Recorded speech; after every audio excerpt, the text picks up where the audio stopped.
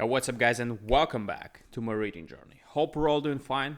And today I continue with the cool story I studied yesterday. It's next to reading matter. So let's do this. The second part. I was not aware, said I, that South America produced any ivory.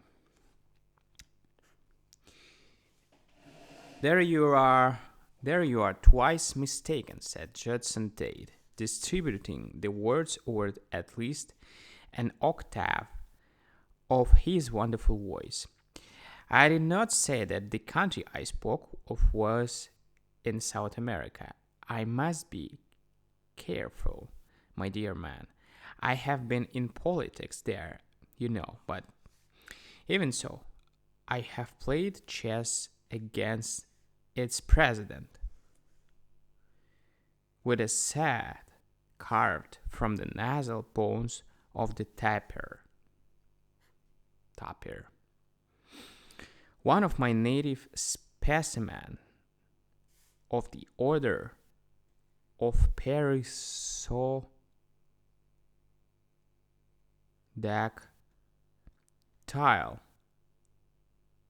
ungulates, inhabiting the Cordilleras,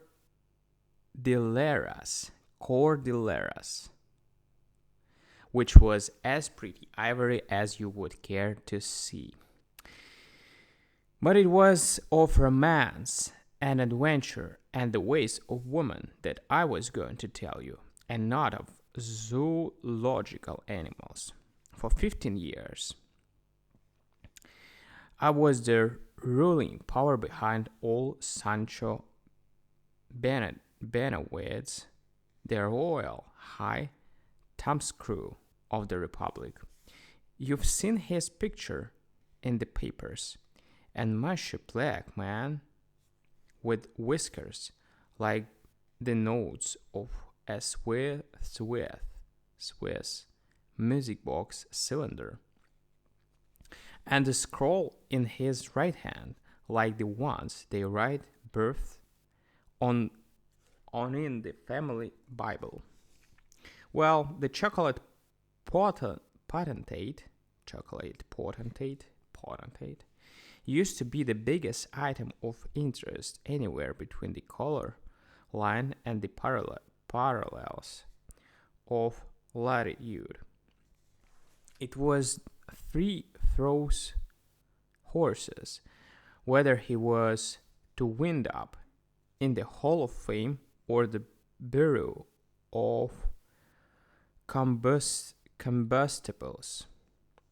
He'd have been sure called the Roosevelt of the Southern continent if it hadn't been that Grover Cleveland was president at the time. He'd held office of couple of terms. Then he'd set out for a hand, always after appointing his own successor.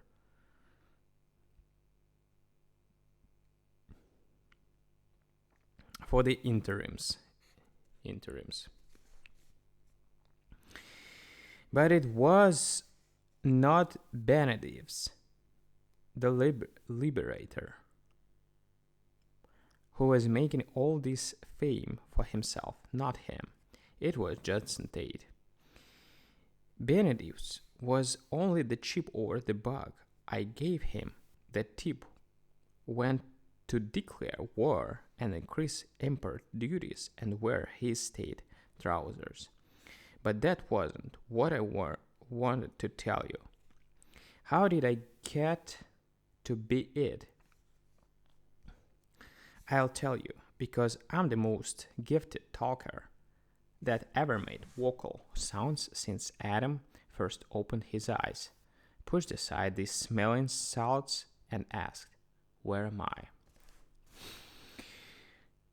As you observe, I'm about the ugliest man you ever saw outside of the gallery of photographs of the New England early Christian Scientist. So at an early age, I perceived that what I lacked in looks I must make up in an eloquence.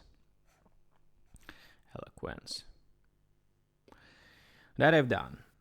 I get what I go after as the backstop and still small voice of all benedicts. I made all the great historical powers behind the throne, such as Talleyrand, Mrs. de Pompadour, and Loeb, look as small as the minority report of a Duma.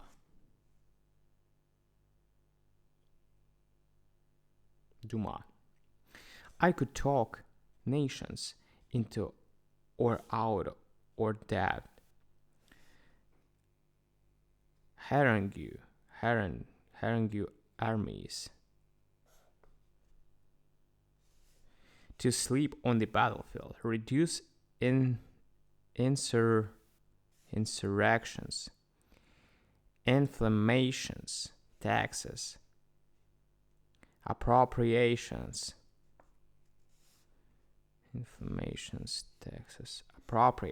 or surpluses with a few words, and call up the dogs of war or the dove of peace with the same bird-like whistle.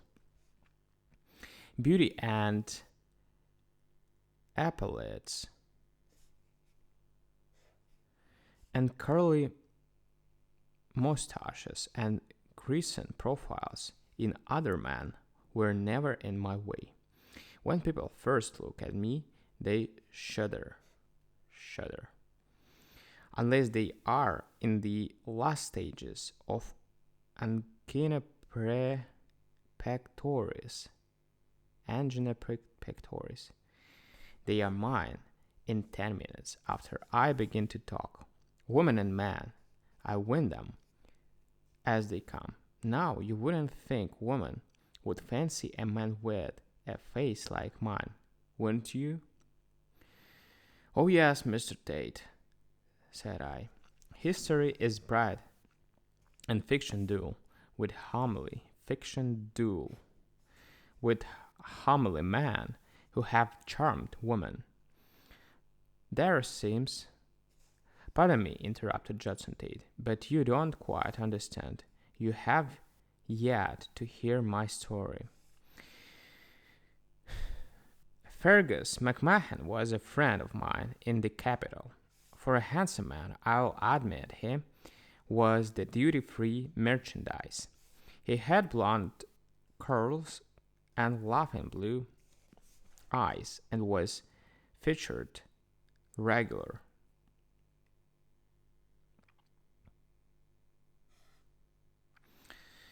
They said he was a ringer for a statue they call Hermes, the god of speech and eloquence, resting in some museum at Rome. Some German anarchist, I suppose. They are always resting and talking, but Fergus was no talker. He was brought up with the idea that to be beautiful was to make good. His conversation was about as identifying as listening to a leak dropping in a tin dish pan at the head of the bed when you want to go to sleep. But he and me got to be friends, maybe because he was so opposite, don't you think?